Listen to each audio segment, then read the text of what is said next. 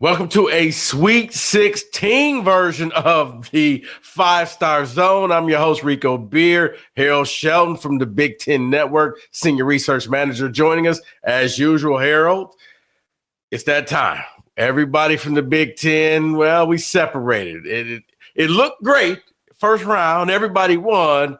But now there's 4 teams from the Big Ten in the Sweet 16, which in most years you would be like, okay, you got a quarter of the Big Ten, quarter of the Sweet 16, that's good, except for the SEC damn near has half of it. They got 7 teams in there. So really this turns into a Big Ten SEC challenge aside from Purdue and Houston. But when you look at these teams, what stood out from you over this past weekend?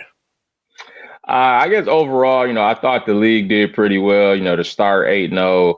I know they were the higher seed in most of those, but, they covered the spread in all 8 of those first round games. So they did it pretty convincingly.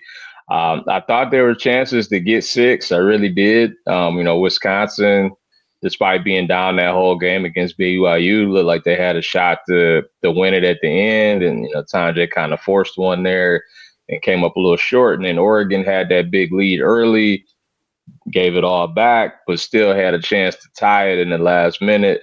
Unfortunately, it wasn't one of their 2 best players taking that shot. Right. TJ Bamba, kind of forces one, and then they never get a chance to tie it again. But overall, I thought the league did well. It's the most Sweet 16 teams they've had since 2013. So you got half of your field in, just like the SEC did. They had 14 teams. They got 7. Big Ten had 8. Think about it that way. You're and right. Now they got 4. So, the cream rose to the top. So you look at these games and between Michigan State, Purdue, and Maryland. Okay, well, Maryland, man, let's just go back to that. I mean, that's the most controversial win that I've heard. Look, let's just be real. I've seen Euro steps. I've seen extended Euro steps. Queen took about 6 steps. I mean, you're not going to call that, but if you're Maryland, you got a gift, right? Yeah, I mean, I think so. I don't think they would have called it. I saw what Gene Steratore tried to explain it and kind of say that, the ball got knocked away. And so then when he regathered, he got to start all over again, and it turned into a step and a half. But for Maryland, considering how their last 3 or 4 losses have been, they were kind of owed one. You lose at the buzzer on a Trey Donaldson layup. You lose on the buzzer on a Trey Holloman half-court shot. You lose off a banked-in 3 in the final 10 seconds against Ohio State. You lose on a buzzer beater, Nick Martinelli. Like, those were their last 4 losses. They were all, last 5 seconds, last 10 seconds, or literally last play of the game. So I think Willard even mentioned it in the postgame. We were owed one, and they took advantage of it. I mean, yeah, and they did, and now they get to play Florida. Now, the funny thing about the Sweet 16 matchups is none are really have this gigantic point spread. And I know a lot of people are like, oh, well, the Cinderellas aren't there. And I'm like, okay, here's the problem with that logic. Cinderellas are great because you can seem smart because you said, I picked that 14 seed.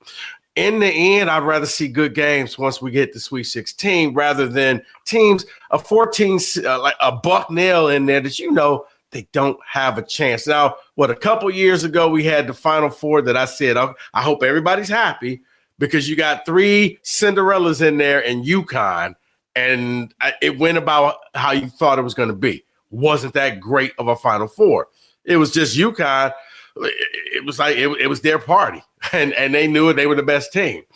I'm not a big fan of I need all of these Cinderellas in there, but I look at the point spreads, and they're all, I think the biggest one margin, I think, is the Michigan Auburn at 7.5 right now. Going back to Maryland, going up against Florida, is this something? Because, a lot of people got the Florida Gators winning the whole thing. Can the Big Ten, who's that Big Ten team that can make it to the Final Four? Maryland, do they have a chance against Florida? I think they have a chance, but I think their guards have to play much better. They've been very inconsistent most of the year. I do think Jacoby Gillespie, Rodney Rice have potential, but you don't see them both play well at the same time. And it seems like one game is Rice that's playing well, or one game is Gillespie playing well, or even in the same game is Gillespie's going in the first half and Rice is going in the second half. To beat Florida, they're going to have all 5 of those dudes ready to go. And what I'm worried about with Maryland is that Florida team, they're big, they're athletic. You get in any kind of foul trouble and you got to go away from that crab 5. Can Jordan Geronimo, Deshaun Harris-Smith, Gapari, do they have guys that can step in and give them good minutes and not have it be a huge drop-off? Because Walter Clayton is a pro. Like, he could have went to the draft last year, decided to come back, and he saved Florida's season. He's an All-American. You got Martin, who played on that FAU Final Four team. You got Biggs and Condon. Like, Florida's loaded. That's a really, really tough matchup for Maryland. No, it is. When I look at this, I'm like, man, you almost are like, okay, enjoy it. It feels like Maryland kind of had that Sweet 16 type of role. It's the only buzzer beater of the tournament. And congratulations, you get to play Florida. And I'm with you. I think that they're going to have the Crab 5 are going to have to go out there and just from start to finish play this game. I just wonder if they're going to lose steam, because I've seen them when they go out there and they really just exert themselves. Even when they have good games, come that final 5 minutes, unless you effectively use your bench, they just start slowing down. And I remember when they came out to when they played Michigan at Chrysler. At the end of the game, it seemed just like 2 70-year-old people playing one-on-one with no moves, both teams grabbing their shorts and sucking wind. So I look at this team, this Maryland team against Florida, and I do question whether they can make it to that next step. And then let's just go locally. 2 teams playing with possibly, because Lord knows we talked about this on the radio, the chance to play each other in the Elite 8. It's weird how they matched it up, but you got Michigan and Michigan State, both in the Sweet 16, both in the South. If both teams win, you got a game on Sunday for just like all the bragging rights. It goes like almost to was a couple years ago when Duke played North Carolina in Coach K's final game. It's one of those games that have become the ultimate bragging right type of game. But before we get to that, you look at Michigan going up against the number 1 overall seed in Auburn. Now, this Michigan team, I don't know what Dusty May has done. And he said that, it's something about playing on the road that galvanizes this team. You've seen it a lot. They get to the Big Ten tournament early, and they go and they win the whole thing. And then they go to out to Denver early, and they struggled. They struggled against UC San Diego. But then in the second half, they kind of put things together. They did enough to win. But, man, 2 days later, that Michigan team came out there, and I forgot the guy who hits the shot, and it made the score 70-66. Oh, Wade Taylor. Yeah. And then that was it. It was if that Michigan team plays the way they did in those final minutes, I don't know who beats them, because you didn't turn the ball over. You getting shots. Now, I don't think that you're going to get the help that you got from the players who were just making shots like never before. The Ohio State transfer. Yeah, Roddy Gale. Like, okay, he was Michigan fans they thought he was an Ohio State plant. Like, he came on the team just to bring the team down. All of a sudden, there's Roddy Gale. There's LJ Kason hitting big shot after big shot. Not turning the ball over. Trey Donaldson got some shots. They hitting free throws. Like, I'm watching this team like, wow, that's what it looks like when they put it all together. Will they be able to give you 40 minutes of that against, Broome and the Auburn Tigers?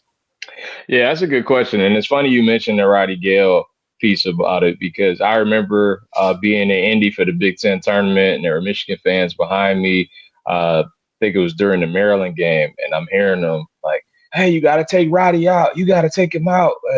Like Michigan fans were so over the Roddy Gale experience. And then all of a sudden, he pretty much saves the season by having that performance. And he's athletic. He can drive. But him hitting 4 threes, like that wasn't on the bingo card. Like he had struggled so much actually shooting the ball. But when you put with his athleticism, you saw some of the stuff that Ohio State had last year, and you're like, hey, this dude could be a problem if he puts it all together. But I think, having guys like him and Kason, like it makes them more athletic in the backcourt. The fact that they can go drive and it's not just all Vlad, it's not all Wolf and relying on the pick and roll. They need other parts of the offense to work. And so when you combine those two, in terms of getting in the post or driving, and then you have Kason, Gale, and Donaldson all able to get to the rack, like that puts a lot of pressure on defenses. And I mean, the way Auburn's been playing lately, the first 29 games, first 30 games, they were 85 points a game, only allowing 69. Now you're talking about the scoring's dropped 10 points over the last 6 games. The scoring defense has gone up 4 points. They've given up a lot of second chance points recently. Janai Broome in the tournament has not been great. He's 9 of 22 from the floor. He's 4 of 11 from the line. He hasn't made a 3 yet. He's only scored 22 points. And they're allowing, over 30% on offensive rebounding. Like there's absolutely a path here for Michigan. The way they've been crashing the glass recently, if they do that again, like they out-rebounded Texas A&M, who was the best offensive rebounding team in the country. And if they can do that again, they'll be right there. Yeah, because I look at this Auburn team and it losing all the games going into the tournament, but as you said, because they had won so many games to begin with, they still were the number 1 overall seed, not Duke, but Auburn. I do think that Duke kind of got hit when Cooper Flagg got injured, and it was one of those, is he going to be back in time? We don't want to give him the number 1 overall, but watching the Auburn team, they kind of meandered their way through the first couple of games, not really flexing their muscle. I don't know if it's kind of like, the sprinters in the Olympics where you don't have to go all out until you get to the final stuff. You just got to do just enough to keep qualifying. That's what Auburn has. Like you said, looking at Broome, not that dominant player that he was at the beginning of the year. But for Michigan, will they be able to go out there and get the offensive rebounds? Will they be able to get the second chance points? And I guess, have we seen the end of the turnover problem with the Wolverines? Or, is it just kind of waiting on the back burner and it's going to rise back up again? They seem to come in bunches when they do happen. But Auburn's not really a team that forces a lot of them. They're more like, we'll try to shoot over the top. We got all of these, long athletic guys, good luck trying to get around us. And if you do, we got all this size in the paint and we'll go ahead and get the rebound. And that's kind of how we'll get our break going. They're not really much of a gamble, force a ton of turnovers, really get in your face kind of team, right? Like we've seen other Bruce Pearl teams be. And Baker Mazzara, we saw him in the Creighton game. He kind of left with the hip injury, came back, didn't look the same. You kind of wonder what his status is going to be. I know we both are kind of been out on Auburn, before the tournament started. So I really wouldn't be surprised if Michigan was able to pull this off. I think the guards are probably going to decide it, like whichever guard play is better. Right. I think Tahai Pettiford for Auburn's a pro. He's been leading the team in scoring so far in the tournament, about 20 a game. So if Auburn's backcourt winds up beating Michigan's backcourt, they'll probably win it, because I think the paint could be a wash, or it might even be in favor of Michigan. See, but I look at it, when you look at Broome and you look at like Dylan Cardwell, they got size. So they can match up with Area 51. Like this is one time where, we can match size with size. We can match athleticism with athleticism. And it does, to me, boil down to the guard play, the Michigan guard play. Can you expect the same thing that you saw at the end of that Texas A&M game? Because, like I said, Harold, if they can, then, I think that they will. But if Michigan guards play the way that they've been playing all season, I think that the Auburn Tigers guards will just be too much for them. And you'll see the reason why they're the number 1 overall seed. Look, Dusty May has done a great job in getting this team to buy in and play. But we all know when things fall apart for them, they're kind of like Illinois. When it falls apart, it falls apart. It won't even be close. So when you watch this game, I guess what's the key thing that people should be looking for that will let you know who's going to end up winning this thing? I'll say the paint. And I know we talked about the guards, but I think a lot of that also has to do with like driving and getting fouled and scoring in the paint too, not just shooting threes. And Michigan so far, they've only allowed 28 paint points per game in the postseason. I mean, like in their 5 postseason games, including the Big Ten tournament. And they're outscoring teams by 7 because of those bigs. We saw against A&M, Pharrell Payne was great, but they didn't have anything else. And Michigan was able to score in the paint with Vlad, but they also were able to score in the paint with Gale driving, Kaysen driving, Donaldson driving. If Auburn's guards can't score in the paint, and then that turns into a rebound and a run out, I think Michigan's going to win the game. But if Auburn is controlling the paint, if they're the ones that are getting the rebounds and they're getting the free throw line and then they get Wolf and Golden in foul trouble, then I think Auburn wins the game. So I'm looking at that paint battle, seeing which team scores more in there. Okay, now let's go to the other game. That I guess the beginning game, the opening game in Atlanta. You're gonna have Michigan State going up against Ole Miss. I think MSU is like a 3.5-point favorite in this game. I look at this Spartan team, and they played in Cleveland. They played okay. I probably said they played about a B- game. Kind of like Auburn, they did enough to advance. They fell behind, and then they ended up coming back and winning the game. Talk about stuff not on the bingo card. If I told you that it was you're basically looking at Cohen Carr in the first game and Frankie Fiddler bailing you out in the second game. Jace Richardson couldn't throw a penny in the ocean until like the final minutes of the game. And now you get it to go up against Ole Miss, a team that, look, MSU was able to slow down and keep New Mexico from hitting the threes. They kept the point guard away. He did nothing into the second half. New Mexico struggled. I mean, they were getting help from different places, but it wasn't coming from their main 2 people. Now, going to this game with Ole Miss shoots a lot of threes. They've been shooting. I mean, I think they were like at 48% for the tournament. Threes, damn near 50%. That to me is going to be the difference. And Michigan State's one of the top 3-point defensive teams. That to me, I mean, to make it real simple, who's going to win this game? Ole Miss comes out there and they're still shooting at a 50% clip. They move on. If Michigan State can shut them down, I think at that point, they're going to end up winning this game. And it may be the same formula where they fall down, but then they end up coming back. Now, eventually, that's going to end up biting them. I do think that you can't just – the only fast start hero I've seen from this team was on senior day against Michigan when they actually jumped out ahead. But other than that, tell me if you've seen this movie before. They're down about 10 points in the first 10 minutes of the game, and then they slowly got to matriculate to get it to close to halftime, and then they put the team away in the second half. Jace Richardson looked like a freshman. He did. He wasn't great in either one of these games. I don't know if it was the pressure. I don't know what it was. Jaden Akins stepped up like a senior against New Mexico. Cohen Carr, well, I didn't see that come. I mean, he looked like he actually has an NBA potential. Like he was out there making shots, not just dunks, but like, wow, he showed the athleticism. When you look at this Michigan State team, what do they need to do to go out there and move on and get to the Elite Eight and move past this SEC team in Ole Miss? So I agree with a lot of that, and I'll add free throws.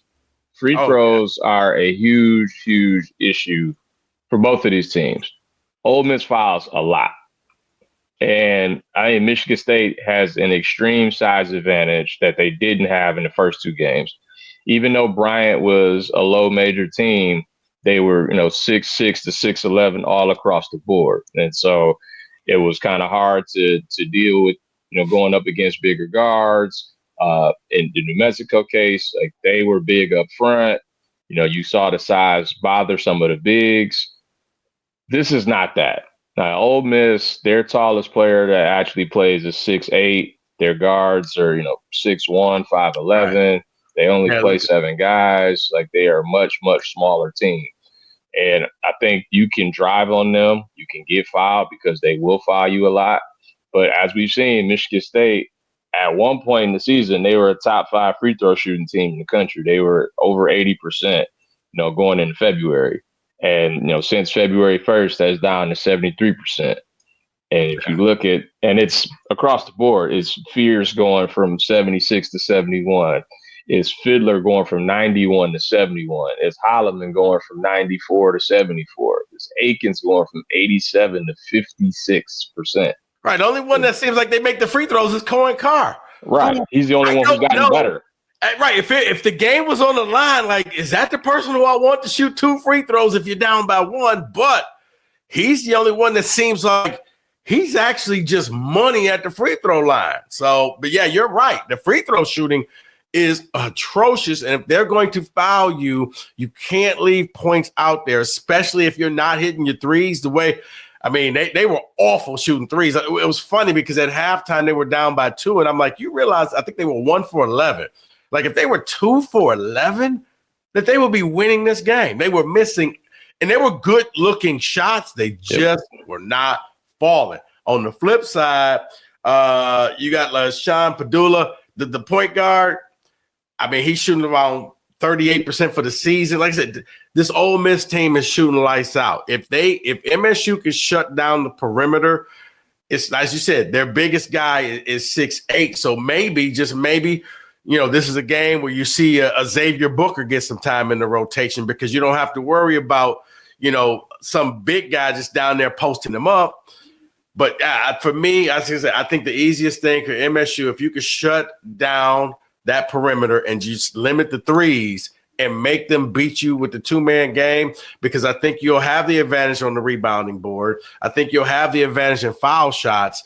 That should be enough to get them going on and moving forward. But once again, Vegas is saying this is going to be a close game. Yeah, and I definitely believe a lot in Vegas, but I just keep looking at this matchup, and it seems like almost too good to be true in terms of how good of a matchup it is. And I'm trying not to be overconfident in it. I know, right? It's just like, what am I missing? Okay, I'm not the only one thinking, what am I missing here? I'm like, why is this only 3.5? And I know a lot of it is Michigan State does come out slow, and then it takes a while for them to get going. And if you get down, 12-2 again or whatever against a team that with more athletes and better shooting, then like that could be, much tougher to come back from. Like you said, they're shooting 49% from 3 in the tournament, 51% from the field overall. You wonder if that's a regression to the mean, because for the season, they're only 34% before the tournament, and they were 44% from the field. I mean, they were outside the top 160 in both of those. And like, is this just a 2-game sample where they got really hot, and does this continue, or does this come back down to earth? And like you said, like Michigan State now, they are the number 1 3-point defense in the country. So they're allowing like 28% from 3. So even if you go halfway and say, all right, they'll make, 34%, you should have more advantages across the board in terms of rebounding, second chance points, paint points, getting to the free throw line. If you're doing all those things like you're supposed to, then you should be able to win this game. Chris Beard. Because I look at what they did with Donovan Dent from New Mexico, who, that's the guy who I was really worried about. Izzo had compared him to Tyson Walker, saying, hey, he's quick, he can do this, he has size. And they just kind of said, nah, they got nothing. It was the one guy who just came out of nowhere. Amzil. Yeah, like, okay, he's going to be – because it always seems like when Michigan State plays somebody, somebody you've never heard of just goes off and starts hitting shots. But, yeah, they kept Nelly Jr. Joseph. He was sucking wind. I mean, it was one of those where, okay, he got it down low, and then they made him make about 5 moves. And it sounds like not much, but after a while, he didn't have any backup. In the second half, I mean, he literally, I'm at the game watching him. He's That's how he ended up fouling out the game, because he got a lot of ticky-tack fouls, a lot of reach in using his hands, where if he wasn't that tired, he would just be playing smarter, but he was tired, and it worked out for them. So, yeah, for me, I look at MSU, and then I got to wonder, is Jace going to step in and be that Jace Richardson that we all think that, because he regressed in that game. You saw he was struggling. And I'm thinking to myself, maybe make your first shot something easy. I think the same about Xavier Booker, because we'll get to that in a second. But, like, if you make your first shot easy, then everything else kind of falls into place. Holloman's going to shoot threes. That's just what he does.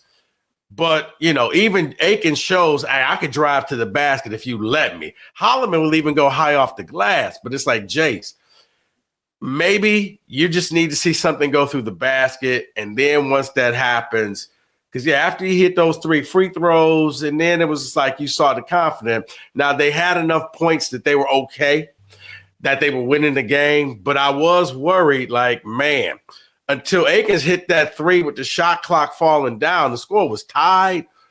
I don't know about you, but I was worried, like, man, they may not make it to this next round. And Akins hits the shot, and then Frankie Fiddler just, he bailed this team out. I mean, whatever he's getting in NIL money, it was well worth it. He earned it in that game. Yeah, no doubt. And it's funny that we talking about all of these guys. During the tournament, who do you think is Michigan State's leading scorer so far, and who do you think has the highest plus minus? 2 different guys. Wow, highest score? Is it Akins? Nope. Holloman? Trey Holloman. Trey Holloman is the leading scorer. Trey Holloman is your leading scorer, bench player. What about plus minus? Cohen Carr? Nope. Is it Frankie Fiddler? Frankie Fiddler. Oh, they have outscored teams by 31 points when Frankie Fiddler's been on the court. He has been that impactful thus far in the tournament. Okay, you know what? I'm not even going to ask you for a stat because you just blew my mind with that one. Say that again. They've outscored, for the people in the back, say that again. They have outscored teams by 31 points in these 2 tournament games with Frankie Fiddler on the floor. And they've allowed him to play the 4. He's had some mismatch issues there because he's able to drive by quicker guys, get to the free throw line. He's able to get stuff in the mid-range. He is a pretty good rebounder. And so even though he struggled with shooting the 3, he's been very aggressive in other places. And you saw at times Cohen Carr and Fiddler were the 4-5 in a couple of these games. And so especially in the Bryant game, I wouldn't be surprised if you saw that again, because Ole Miss, again, they're pretty small and they like to shoot threes. And this might not be a game where you see 2 bigs play a lot. You might not see it much at all. And if there are times where, Cooper is in foul trouble or Kohler isn't playing well, you might see a lineup with Fiddler and Carr at the 4 and the 5 just to try to match up. Wow. Okay. Wow. Okay. You know what, folks? And this is why he's on with us. But that's that right there. All right. In a game where I got to wonder, who did the Purdue AD pay off? They get to play 10 minutes from their campus. How does this, if I'm Houston, I got to be a little upset. Like, wait a minute. What? We the 1 seed. Why does Purdue get the advantage?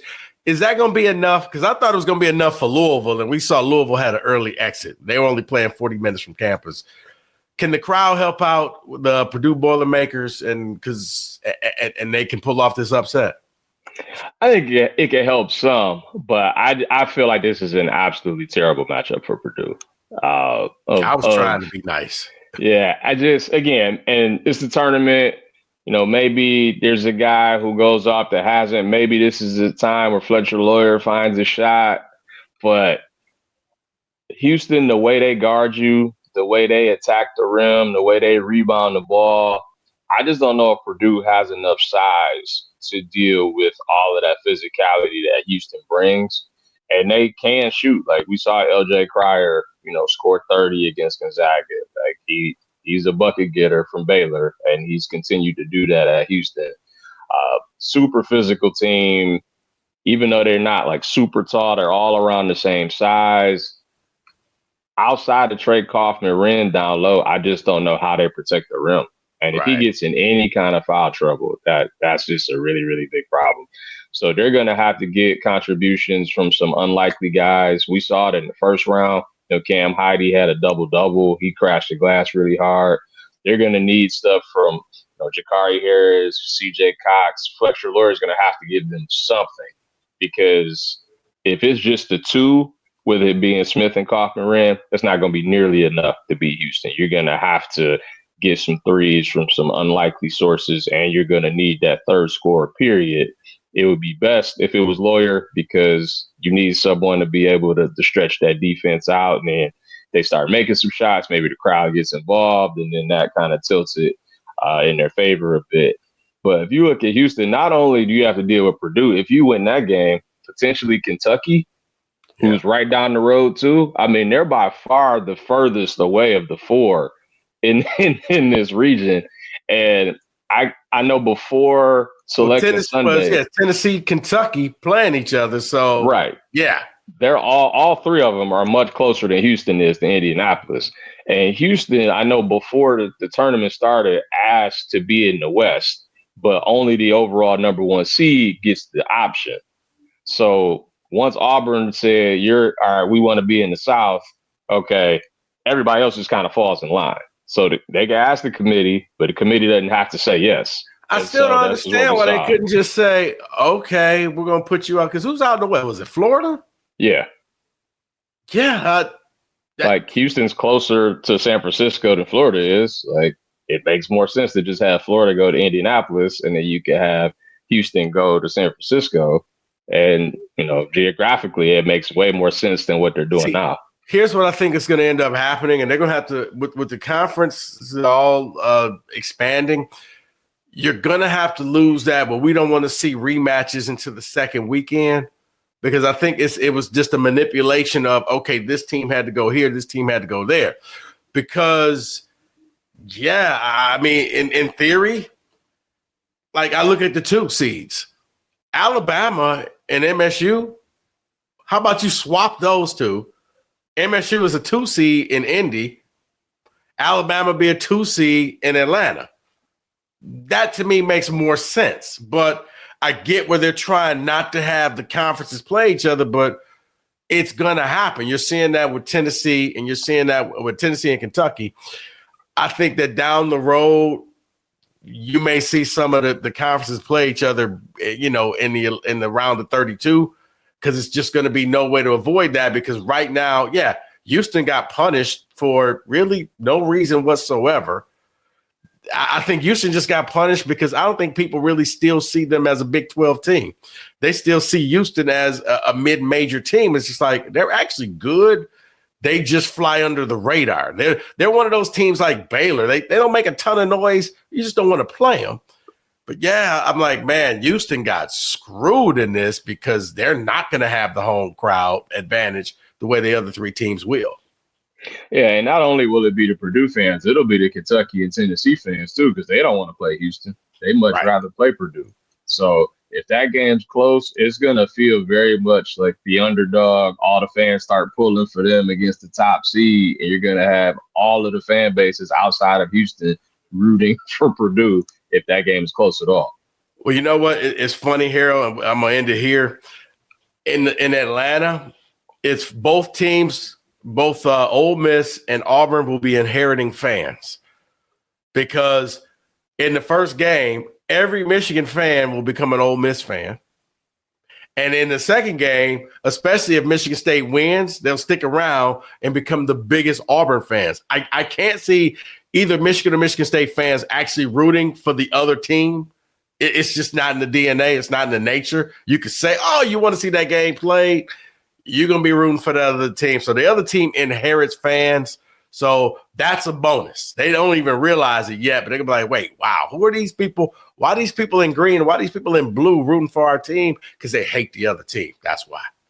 Yep. And it's funny because if that was just 2 regular Big Ten teams, they would be rooting for each other.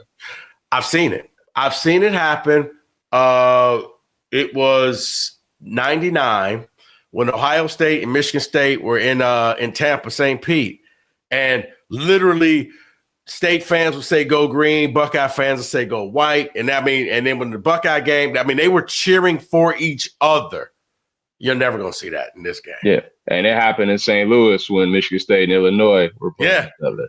And, Michigan State fans were doing ILL in the first game. And in the second game, Illinois fans were starting to go green, go white chant. Like, you actually saw the Big Ten solidarity there. I'd be very, very surprised if you saw that in Atlanta. I've often said that there's only one team that every Big Ten team hates, and it's Michigan. It's true. Like, nobody likes them, period. So we'll leave it at that. You got anything that can outdo your Frankie Fiddler stat?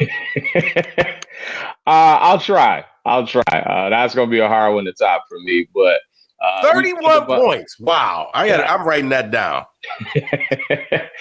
So I'll say we talked about the Michigan State second half. We talked about, the New Mexico situation where they were down 2, and you're kind of like, all right, well, I wonder if this is going to stick to the same script, and it kind of has.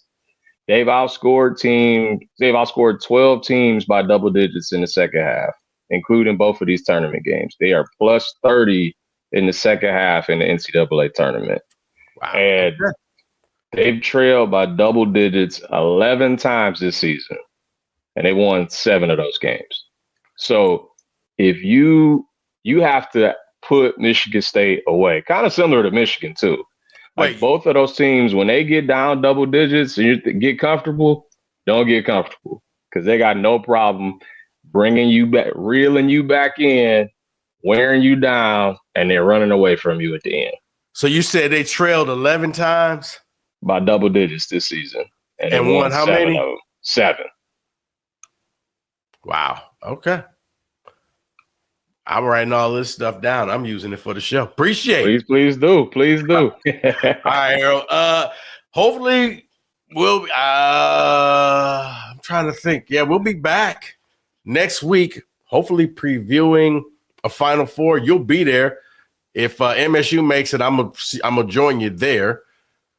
Let's hope one of the teams make it. If you had to pick a team to make it to the Final Four, who you got? I had Michigan State in my bracket, so I'm going to stick with that. But the way Michigan's playing right now, I'm not counting that out at all. Okay.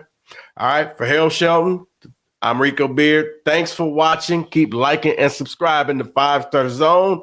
Hopefully we'll keep this train going, and we'll be having a Final Four preview next week. Until then, we'll see you later.